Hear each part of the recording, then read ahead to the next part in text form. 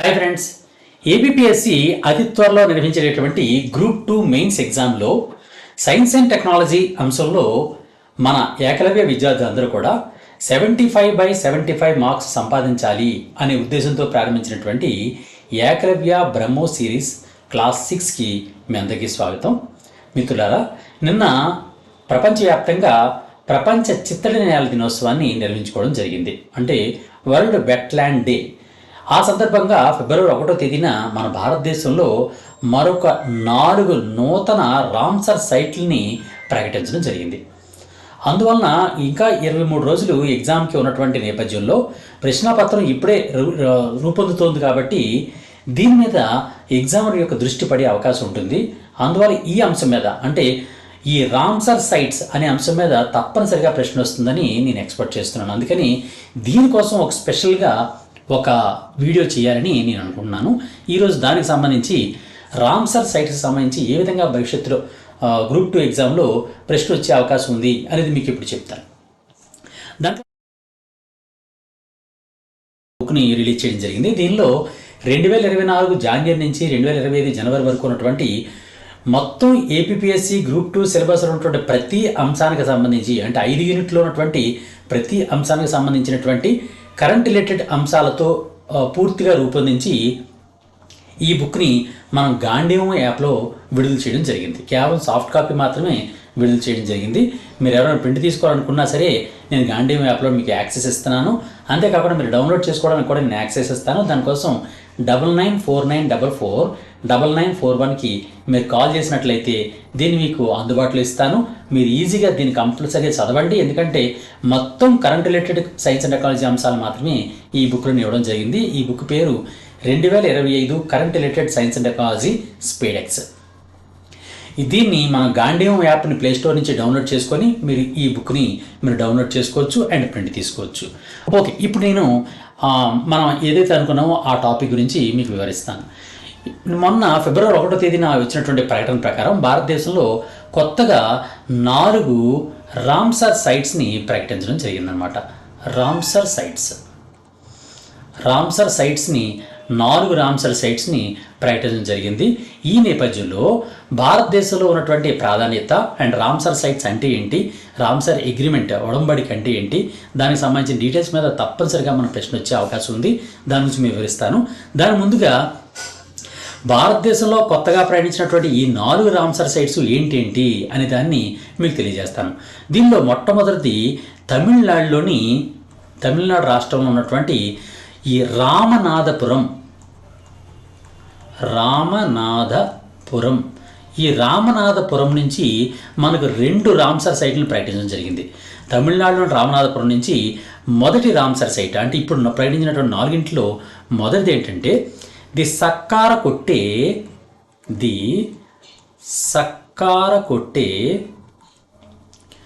Bird sanctuary.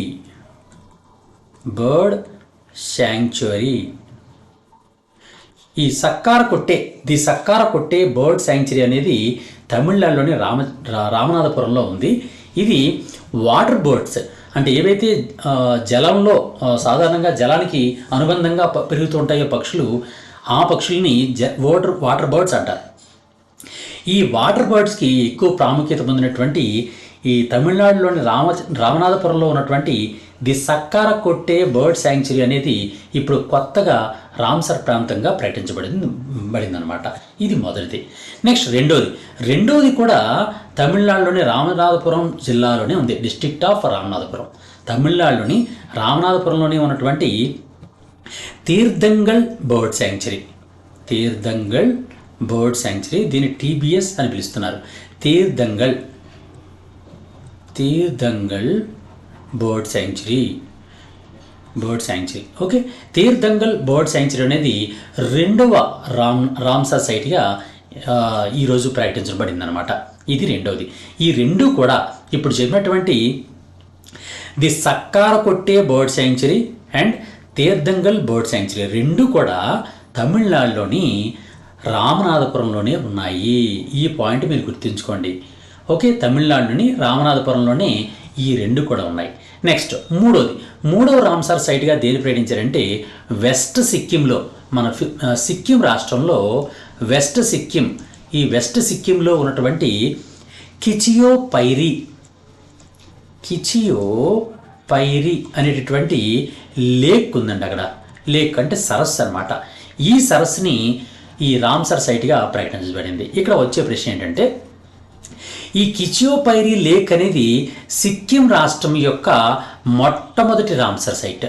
ఓకేనండి, సిక్కిం రాష్ట్రంలో ప్రకటించబడినటువంటి మొట్టమొదటి రామ్సర్ సైట్ ఏది అంటే కిచియోపైరి లేక్, కిచియోపైరి సరస్సు. ఇది వెస్ట్ సిక్కింలో ఉంది. ఇప్పుడు దీన్ని 2025 ఫిబ్రవరి 1వ తేదీన ప్రకటించబడింది. ఓకే, ఇది మనం గుర్తుంచుకోవాల్సినటువంటి థర్డ్ రామ్సర్ సైట్ గురించి.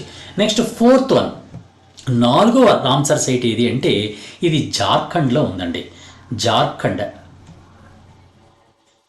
జార్ఖండ్ రాష్ట్రంలోని సాహెబ్గంజ్ అనే సాహెబ్గంజ్ డిస్టిక్లో ఈ జార్ఖండ్ రాష్ట్రంలో ఉన్నటువంటి సాహెబ్గంజ్ డిస్టిక్లో ఉధువా లేక్ అని ఒకటి ఉందండి. ఉధువా లేక్ లేదా ఉధువా సరస్సు. ఈ ఉధువా సరస్సుని 4వ రామ్సర్ సైట్గా ప్రకటించబడింది. ఈ విధంగా 2025 ఫిబ్రవరి 1వ తేదీన ప్రకటించబడినటువంటి భారతదేశంలోని కొత్తగా ప్రకటించబడినటువంటి 4 రామ్సర్ సైట్లు ఇవేనండి. ఏంటంటే తమిళనాడు రాష్ట్రంలోని రామనాథపురంలో ఉన్నటువంటి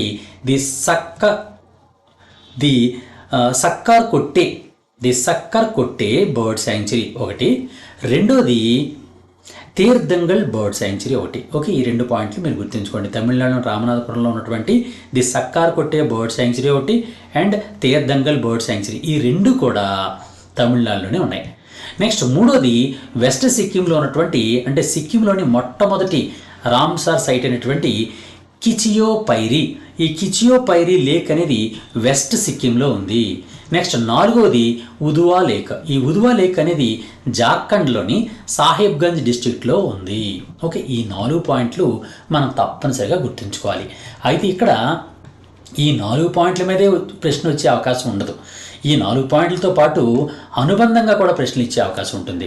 అది ఏ విధంగా ప్రశ్నలు వచ్చే అవకాశం ఉంటుంది అంటే రామ్సర్ సైట్స్ ప్రస్తుతం ఉన్నటువంటి డెవలప్మెంట్ ప్రకారం రామ్సర్ సైట్స్ గురించి ఏ విధంగా ప్రశ్నలు వచ్చే అవకాశం ఉంటుంది అంటే ఆసియా, మనం ఉన్నటువంటి ఏషియా కాంటినెంట్ ఉంది, అంటే ఆసియా ఖండం. ఈ ఆసియా ఖండంలో అత్యధికంగా అంటే highest number of Ramsar sites are there in the country. ఏ దేశంలో highest number of Ramsar sites ఉన్నాయి ఆసియా ఖండంలో అంటే ఇండియా, భారతదేశంలో ప్రస్తుతం దేనికని తయారైందండి?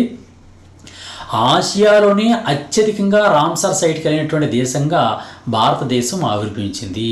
ఇది ఆసియా ఖండంలో. మరి వరల్డ్లో మన పరిస్థితి ఏంటి? ప్రపంచంలో మన పరిస్థితి ఏంటి అంటే ప్రపంచంలో అత్యధికంగా రామ్సర్ సైట్ ఉన్నటువంటి 3వ అతిపెద్ద దేశం, థర్డ్ లార్జెస్ట్ కంట్రీ అన్నమాట. ఈ రామ్సర్ సైట్స్ అత్యధికంగా ఉన్నటువంటి ప్రపంచంలోని 3వ అతిపెద్ద దేశం ఏది అంటే మన భారతదేశమే.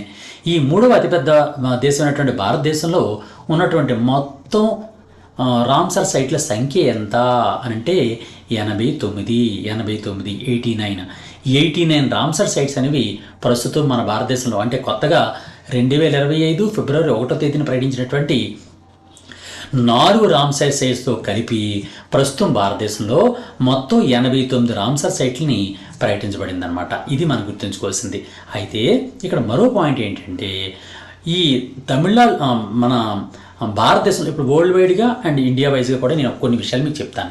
అదేంటంటే ప్రపంచవ్యాప్తంగా 3వ అతి ఎక్కువగా రామ్సర్ సైట్ ఉన్నటువంటి దేశంగా భారతదేశం ఆవిర్భవించింది. ఆ భారతదేశంలో 89 రామ్సర్ సైట్స్ ఉన్నాయి అని ఆల్రెడీ నేను చెప్పాను. అయితే మొదటి స్థానంలో ఏ దేశం ఉంది? ఫస్ట్ పొజిషన్ అండ్ సెకండ్ పొజిషన్లో ఏముంది అంటే రామ్సర్ సైట్స్ని అత్యధికంగా కలిగినటువంటి దేశం ఏది అనే ప్రశ్న రావచ్చు. అది యూకే, యునైటెడ్ కింగ్డమ్. ఎన్ని ఉన్నాయనంటే 176 రామ్సర్ సైట్స్ అనేవి కేవలం యూకే కంట్రీలోనే ఉన్నాయండి. అలాగే సెకండ్ పొజిషన్లో మెక్సికో ఉంది. ఈ మెక్సికో కంట్రీలో మొత్తం 144 రామ్సర్ సైట్స్ ఉన్నాయి. ఓకే, ఫస్ట్ పొజిషన్లో యూకే ఉంటుంది, 176 రామ్సర్ సైట్స్. సెకండ్ పొజిషన్లో మెక్సికో ఉంది 144 రామ్సార్ సైట్స్. థర్డ్ పొజిషన్లో ఇండియా ఉంటుంది విత్ 89 రామ్సార్ సైట్స్. ఓకే, ఈ పాయింట్ మాత్రం తప్పనిసరిగా మీరు గుర్తుంచుకొని తీరాలి. ఓకే, ఇదే పార్ది కూడా, అంటే ఇంతకుముందు మొన్న నేను వీడియో చేసినప్పుడు ప్రకటించకముందు 85 అని చెప్పాను. మొత్తం భారతదేశంలో ఉన్నటువంటి రామ్సార్ సైట్ సంఖ్య 85 అని చెప్పాను. అప్పటికి ఈ 4 ప్రకటించలేదు, అందులో 85 చెప్పాను. ఆ 85 ఉన్నప్పటికీ కూడా ఇదే లెక్క ఉండేది. అంటే ఫస్ట్ పొజిషన్లో యూకే ఉండేది, సెకండ్ పొజిషన్లో మెక్సికో ఉండేది అనమాట. అయితే ఇప్పుడు 89 అయినప్పటికి కూడా ఫస్ట్ పొజిషన్లో యూకే 176తోని, మెక్సికో 144తోని, ఇండియా 89తోని 3 ప్రపంచంలో అత్యధికంగా ఈ రామ్సార్ సైట్స్ కలిగినటువంటి దేశాలుగా ఆవిర్భవించడం జరిగిందనమాట. ఇది ప్రపంచవ్యాప్తంగా ఉన్నటువంటి పరిస్థితి. మరి భారతదేశం పరిస్థితి ఏంటి? భారతదేశంలో మొత్తం 89 రామ్సార్ సైట్స్ ఉన్నాయని ఆల్రెడీ మనం చెప్పుకున్నాం. 89 ఈ 89 రామ్సార్ సైట్స్లో అత్యధికంగా ఉన్నటువంటి రాష్ట్రం ఏది? స్టేట్. అత్యధికంగా రామ్సార్ సైట్స్ కలిగినటువంటి రాష్ట్రం ఏది అంటే తమిళనాడు. దీనిలో ప్రస్తుతం కొత్తగా 2 రామ్సార్ సైట్లు తమిళనాడులో ప్రకటించారు కాబట్టి మొత్తం 20 రామ్సార్ సైట్స్ అనేవి భారతదేశం ఉండే మొత్తం 89 రామ్సార్ సైట్లలో కేవలం తమిళనాడు రాష్ట్రంలోనే 20 రామ్సార్ సైట్స్ ఉన్నాయండి. కొత్తగా 2 రామ్సార్ సైట్ని ప్రకటించారు రామనాథపురంలోవి. అంతకుముందు 18 ఉండేవి. ఆ 2 ప్రకటించడం వల్ల ఇప్పుడు 20కి చేరడం జరిగిందనమాట. ఓకే, ఇది ఫస్ట్ క్వశ్చన్. తమిళనాడు రాష్ట్రం అనేది భారతదేశంలో అత్యధికంగా రామ్సార్ ప్రాంతాలు కలిగినటువంటి మొట్టమొదటి రాష్ట్రం, అత్యధిక రామ్సార్ సైట్స్ ఉన్నటువంటి రాష్ట్రం. రెండవ అత్యధిక రామ్సార్ సైట్స్ ఉన్నటువంటి రాష్ట్రం ఏది అంటే UP with 10 Ramsar sites. Okay, తమిళనాడులో 20 రామ్సార్ సైట్స్ ఉన్నాయి, ఉత్తరప్రదేశ్లో 10 రామ్సార్ సైట్స్ ఉన్నాయి. ఓకే, ఇది మనం గుర్తుంచుకోవాల్సినటువంటి భారతదేశంలో ఉన్నటువంటి పరిస్థితుల గురించి. అయితే భారతదేశంలోని మరో క్వశ్చన్ కూడా వచ్చే అవకాశం ఉంది. అదేంటంటే భారతదేశంలో ఉండే మొత్తం 89 రామ్సార్ సైట్స్ కూడా అన్నీ ఒక విధంగా అమరికి లేవు. మీకు ఆల్రెడీ చెప్పాను కదండి, తమిళనాడులో 20 రామ్సార్ సైట్స్ ఉన్నాయి, ఉత్తరప్రదేశ్లో 10 రామ్సార్ ఉన్నాయి. మరి ఆంధ్రప్రదేశ్ చూస్తే పరిస్థితి ఏంటి? కేవలం 1 రామ్సార్ సైట్ మాత్రమే ఉంది. అది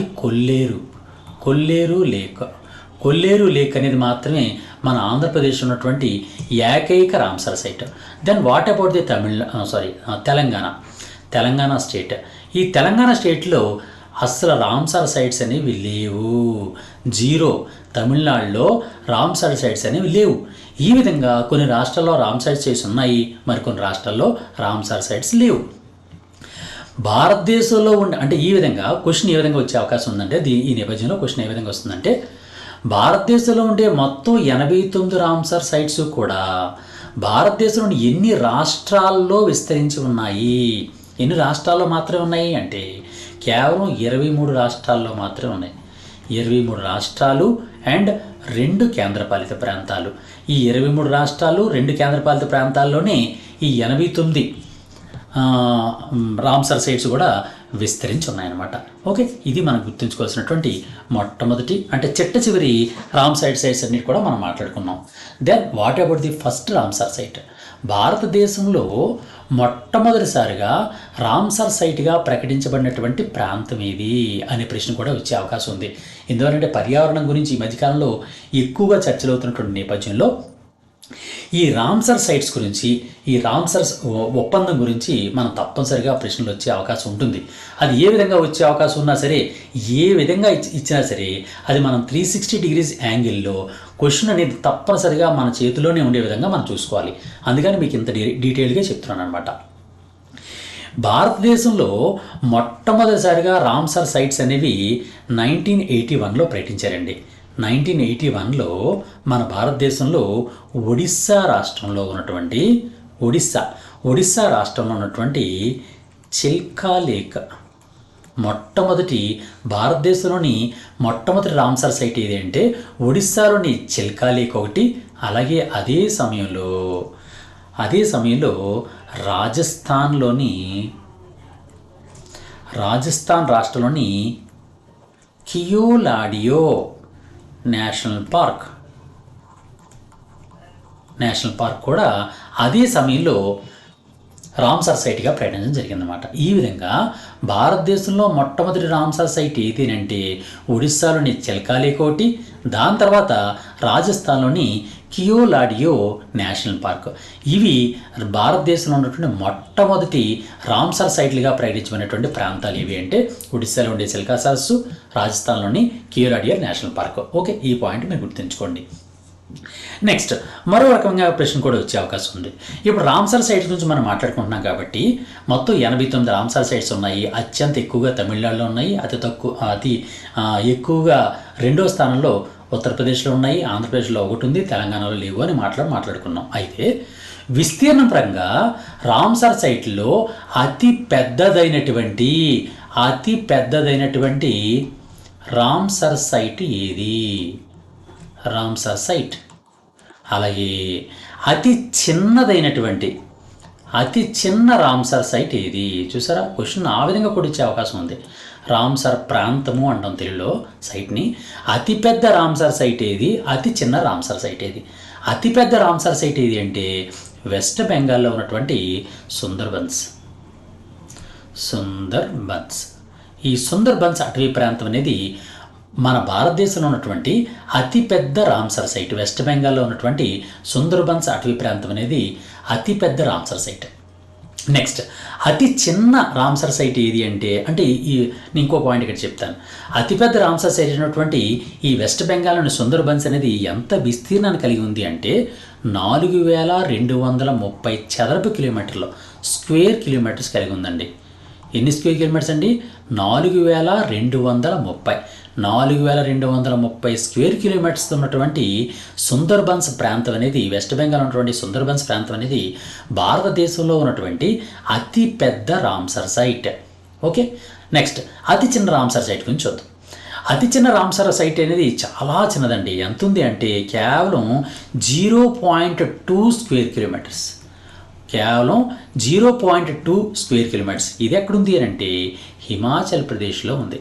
హిమాచల్ ప్రదేశ్లోని రేణుకా వెట్లాండ్ అని పిలుస్తారు దీన్ని.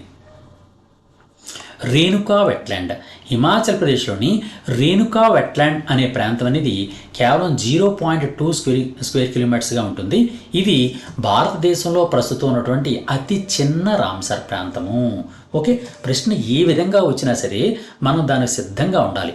ఆ విధంగా 360 డిగ్రీ యాంగిల్లో మనం చదివామంటే తప్పనిసరిగా ఎట్టి పరిస్థితుల్లో కూడా మనకు ఆ ప్రశ్న అనేది బయటికి పోయే అవకాశం ఉండదన్నమాట. ఇది మన ఏకలవ్య అప్రోచ్. ఆ అప్రోచ్ ప్రకారం మీరు ఫాలో అయ్యారంటే కేవలం సైన్స్ అండ్ టెక్నాలజీ కాదండి, ఎకానమీ, పాలిటీ పాయింట్ ఆఫ్ వ్యూలో కూడా కరెంట్ రిలేటెడ్ అంశాలని ఈ విధంగా మీరు అన్వయించుకున్నారంటే హయ్యెస్ట్ మార్క్స్ అనేవి వచ్చి తీరుతాయి. నెక్స్ట్ మరొక చిన్న పాయింట్ చెప్తాను. రామ్సర్ సైట్స్ గురించి మరొక పాయింట్ చెప్తాను. రామ్సర్ సైట్స్ అనేది దేనికోసం చేశారు అంటే ప్రపంచవ్యాప్తంగా ఉన్నటువంటి చిత్తడి నేలలు అంటే వెట్లాండ్స్. చిత్తడి నేలలు అంటే పంటలు పండించడానికి ఉపయోగపడేటటువంటి తేమ కలిగినటువంటి నేలలు అనమాట.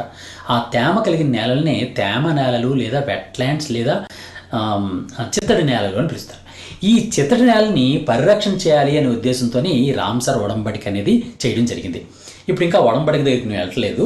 మొట్టమొదటి ఏం చెప్దాం అనుకుంటున్నానంటే భారతదేశంలోనే ఆ వెట్లాండ్స్ని పరిరక్షించడం కోసం, వెట్లాండ్స్ లేదా ఆ చిత్తడి నేలని పరిరక్షించడం కోసం పార్లమెంట్ చేసినటువంటి వేరు చట్టాల గురించి చెప్తాను. ఇప్పుడు ఒక్కొక్క చట్టం చెప్తాను. ఫస్ట్ చట్టం ఏంటంటే ఇండియన్ ఫారెస్ట్ యాక్ట్. ఇది 1927లో చేయడం జరిగింది. ఈ 1927లో చేసినటువంటి ఇండియన్ ఫారెస్ట్ యాక్ట్ ప్రకారం, అలాగే wild life protection act 1972.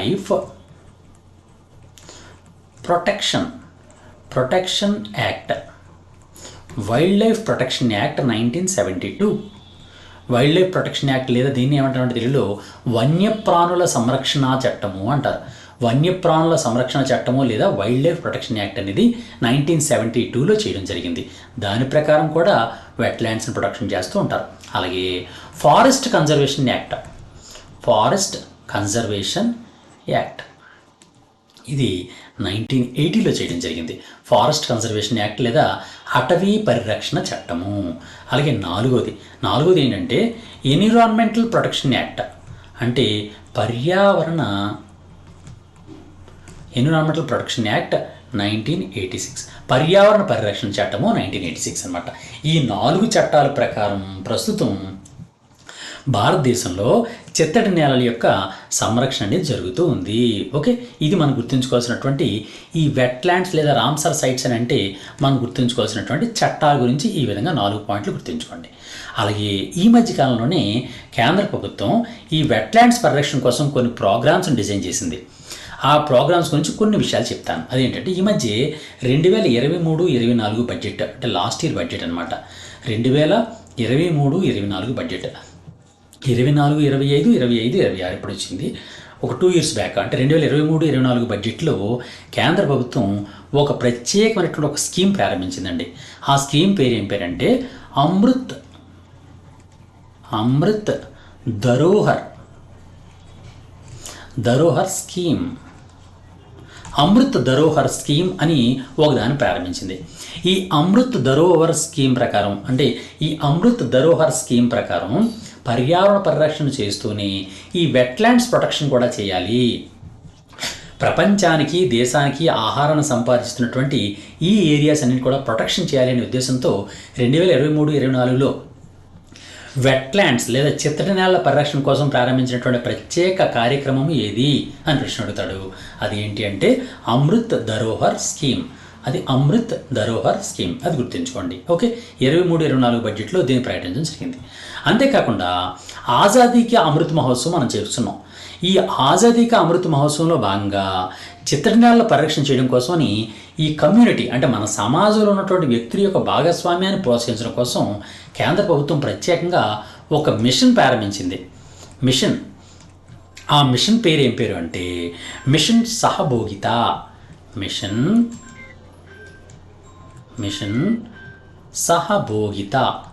Machine సహభోగిత అనేది దేనికి అంటే ఈ మిషన్ ప్రకారం చూడండి, మనకి టెక్నాలజీ మిషన్స్ అని కూడా ఉంది. దానిలో భాగంగానే కొత్త మిషన్ అనమాట ఈ మిషన్ ప్రారంభించారు. ఆ మిషన్ పేరు ఏం పేరంటే మిషన్ సహభోగిత. ఈ మిషన్ సహభోగిత ప్రకారం ఏం చేశారంటే ఆజాదీ కా అమృత్ మహోత్సవం నిర్వహిస్తున్నప్పుడు ఒక ప్రత్యేకమైనటువంటి కార్యక్రమాన్ని చేశారు. అదేంటంటే ఈ వెట్లాండ్స్ లేదా చిత్తడి నేలల పరిరక్షణ చేయడం కోసమని కమ్యూనిటీలో అంటే మన భారతదేశంలో ఉన్నటువంటి ప్రజల యొక్క భాగస్వామ్యాన్ని ప్రోత్సహించాలి అనే ఉద్దేశంతో ప్రారంభించినటువంటి మిషనే మిషన్ సహభోగిత. ఓకే, ఈ మిషన్ సహభోగిత గురించి కూడా మనం గుర్తుంచుకోవాలి. ఓకే, నెక్స్ట్ ఇవి కార్యక్రమాల గురించి. ఏదేమైనప్పటికీ కూడా మొత్తం అన్నీ కలిపి భారతదేశంలో వైశాల్యం పరంగా రామ్సర్ సైట్లు అనేవి ఇంచుమించుగా 13.5 లక్షల హెక్టార్లు ఉన్నాయి. 13.5 లక్షల హెక్టార్లుగా ప్రస్తుతం మన భారతదేశంలో ఉందన్నమాట. 13.5 లక్షల హెక్టార్ల కింద కేవలం రామ్సర్ సైట్సే ఉన్నాయన్నమాట. అలాగే ఈ మధ్య కాలంలోనే మన కేంద్ర ప్రభుత్వం ఒక ప్రత్యేక కార్యక్రమం ప్రారంభించింది. అది ఎందుకంటే ఈ వెట్లాండ్స్ పరిరక్షణ కోసమని ఒక ప్రత్యేక కార్యక్రమం ప్రారంభించింది. ఆ కార్యక్రమం పేరే save wetland campaign. Okay, save wetland campaign అనే ఒక ప్రచార కార్యక్రమాన్ని ఈ మధ్య మన పర్యావరణం, అటవీ మరియు వాతావరణ మార్పుల మంత్రిత్వ శాఖ అంటే ministry of environment, forest, climate change ఈ మినిస్ట్రీ వాళ్ళు కేంద్ర మంత్రిత్వ శాఖ అయినటువంటి పర్యావరణ, అటవీ, వాతావరణ మార్పుల మంత్రిత్వ శాఖ అనేది ఈ సేవ్ వెట్లాండ్ క్యాంపెయిన్ అనే దాన్ని ప్రారంభించింది. ఏ సందర్భంగా ఈ సేవ్ వెట్లాండ్ కార్యక్రమం ప్రారంభించిందంటే లాస్ట్ ఇయర్ ప్రపంచ చిత్తడి నేలల దినోత్సవం నిర్వహించుకున్నాం. మనం వరల్డ్ వెట్లాండ్ డే నిర్వహించాం. ఆ వరల్డ్ వెట్లాండ్ డే సందర్భంగా ఈ సేవ్ వెట్లాండ్ కార్యక్రమం అనే దాన్ని మన కేంద్ర ప్రభుత్వం అనేది ప్రారంభించడం జరిగింది. ఇందుకు ఇప్పుడు మనం ఒక ప్రత్యేకమైన పదం చెప్పాం. ఏంటది? వరల్డ్ వెట్లాండ్ డే అని చెప్తాం. World wetland day. ఈ వరల్డ్ వెట్లాండ్ డే ఎప్పుడు నిర్వహిస్తారు? ప్రతి సంవత్సరం కూడా ఫిబ్రవరి 2వ తేదీన వరల్డ్ వెట్లాండ్ డే అనే దాన్ని నిర్వహిస్తూ ఉంటారు. ప్రపంచ చిత్తడి నేలల దినోత్సవము. ప్రపంచ చిత్తడి నేలల దినోత్సవాన్ని ఎప్పుడు నిర్వహిస్తారండి? ప్రతి సంవత్సరం కూడా ఫిబ్రవరి 2వ తేదీన ప్రపంచ చిత్తడి నేలల దినోత్సవాన్ని నిర్వహిస్తూ ఉంటారు. ఇందుకే ఫిబ్రవరి 2వ తేదీని ఎందుకు చిత్తడి నేలల దినోత్సవం చేస్తారు? ప్రపంచ చిత్తడి నేలల దినోత్సవాన్ని ఫిబ్రవరి 2వ తేదీని ఎందుకు చేస్తారు అనేది కూడా ఒక ప్రశ్న వచ్చే అవకాశం ఉంది. ఏ విధంగా వస్తుందంటే ఈ ప్రశ్న, ప్రతి సంవత్సరం కూడా ఫిబ్రవరి 2వ తేదీన ఏ సందర్భాన్ని పురస్కరించుకొని ప్రపంచ చిత్తడి నేల దినోత్సవాన్ని నిర్వహించడం జరుగుతుంది అని ప్రశ్న వస్తుంది. ఆ సందర్భం ఏంటంటే ఇరాన్ దేశంలో ఉన్నటువంటి ఈ రామ్సర్ అనే ఒక పట్టణం. ఈ రామ్సర్ అనే పట్టణం ఎక్కడుందండి? ఇరాన్ దేశంలో ఉంది.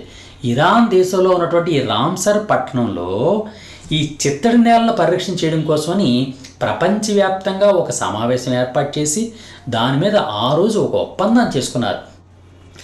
దాన్ని స్మరించుకుంటూ ప్రతి సంవత్సరం కూడా ఫిబ్రవరి 2వ తేదీన ఈ వరల్డ్ వెట్లాండ్ డే అనేది నిర్వహిస్తుంటారు అనమాట.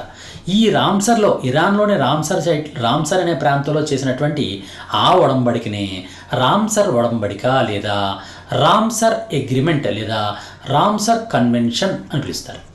ఈ రామ్సర్ కన్వెన్షన్ అనేది ఎక్కడ చేశారండి? ఇరాన్లోని రామ్సర్ అనే పట్టణంలో చేశారు. ఇందుకే రామ్సర్ కన్వెన్షన్ అనేది ఎప్పుడు చేయడం జరిగింది, ఎప్పుడు ఆ సమావేశం చేశారు అంటే 1971 ఫిబ్రవరి 2. 1971 ఫిబ్రవరి 2న ప్రపంచంలో ఉన్నటువంటి అన్ని దేశాల యొక్క సమావేశం జరిగింది. దేనికోసం చేశారంటే ప్రపంచవ్యాప్తంగా ఉన్నటువంటి వెట్లాండ్స్ని పరిరక్షణ చేయాలి అనే ఉద్దేశంతో ఒక సమావేశం, ప్రపంచ సదస్సు జరిగిందనమాట. ఆ సదస్సు ఎక్కడ జరిగింది అంటే ఇరాన్లోని రామ్సర్లో జరిగింది. ఆ సదస్సులో చేసినటువంటి ఒప్పందాన్ని రామ్సర్ కన్వెన్షన్ అంటారు. ఆ రామ్సర్ కన్వెన్షన్ అనేది 1971 ఫిబ్రవరి 2న కుదిరింది కాబట్టి అప్పటి నుంచి ఈ ఫిబ్రవరి 2వ తేదీన వరల్డ్ వెట్లాండ్ డే లేదా ప్రపంచ చిత్తడి నేల దినోత్సవంగా నిర్వహిస్తూ ఉంటారు. ఇది మనం గుర్తుంచుకోవాల్సినటువంటి ఈ రామ్సర్ ఒప్పందానికి సంబంధించినటువంటి ప్రధాన పాయింట్. అయితే 1971 ఫిబ్రవరి 2న ఈ ఒప్పందం కుదిరిందని చెప్పాను కదండి. ఇది ఎప్పటి నుంచి అమల్లోకి వచ్చిందంటే 1975 నుంచి ప్రపంచవ్యాప్తంగా అమల్లోకి రావడం జరిగింది. కానీ ఇండియా మాత్రం దీనికి 1975 నుంచి అమల్లోకి తీసుకురాలేదు. ఎప్పటి నుంచి తీసుకొచ్చిందంటే దీని మీద రామ్సర్ సైట్ మీద మన భారతదేశం సంతకం పెట్టడమే 1982లో చేసిందండి. 1982 ఫిబ్రవరి 1వ తేదీన మన భారతదేశం రామ్సర్ కన్వెన్షన్ మీద సంతకం పెట్టడం జరిగింది. ఇది కూడా ఒక ప్రశ్న రూపంలో వచ్చే అవకాశం ఉంది. ఏ విధంగా వస్తుందండి? రామ్సర్ ఒప్పందంపై భారతదేశం ఎప్పుడు సంతకం చేయడం జరిగింది అంటే 1982 ఫిబ్రవరి 1వ తేదీన. ఓకే, ఇది మనం గుర్తుంచుకోవాల్సినటువంటి ప్రధాన పాయింట్. అలాగే మనం ఆల్రెడీ రామ్సర్ సైట్ గురించి మనం ఆల్రెడీ చెప్పుకున్నాం. ఏ రామ్సర్ సైట్స్ అనేవి ఎక్కడెక్కడ ఉన్నాయి అంటే ఇప్పుడు ప్రకటించినటువంటి 4 86, 87, 88, 89 4 రామ్సర్ సైట్స్ గురించి ఆల్రెడీ మనం మాట్లాడుకున్నాం. కానీ అంతకన్నా ముందున్నటువంటి మరొక 5 రామ్సర్ సైట్స్ కూడా మనం చదువుకొని వెళ్ళడం చాలా ఉత్తమం. ఎందుకంటే ప్రశ్న దాని మీద కూడా వచ్చే అవకాశం ఉంది. రామ్సర్ సైట్స్ అనేది అంత ఇంపార్టెంట్. దీనిలో ఇప్పుడు నేను చెప్పేది ఏంటంటే 85వ రామ్సర్ సైట్ ఏది, 84 ఏది, 83 ఏది, 82, 81 ఈ 5 రామ్సర్ సైట్ల గురించి ఒకసారి చెప్తాను. 85వ రామ్సర్ సైట్ అనేది ఏంటి అంటే ఇది తమిళనాడులో ఉందండి. తమిళనాడులోని Kazhuveli bird sanctuary. Kazhuveli bird sanctuary. ఈ కజువేలి బర్డ్ శాంక్చురీ అనేది తమిళనాడులో ఉంది. ఇది 85వ రామ్సర్ సైట్, భారతదేశంలోని 85వ రామ్సర్ సైట్. అలాగే 84వ రామ్సర్ సైట్ కూడా తమిళనాడులోనే ఉంది. అది ఏంటంటే Nanjarayan bird sanctuary. Nanjarayan bird sanctuary. ఈ నంజరాయన్ బర్డ్ శాంక్చురీ అనేది 84వ రామ్సర్ సైట్. ఇది కూడా తమిళనాడులోనే ఉంది. నెక్స్ట్ 83వది ఏంటంటే మధ్యప్రదేశ్లో ఉందండి. Madhya Pradesh, MP tiger state. ఈ మధ్యప్రదేశ్లో ఉన్నటువంటి తావా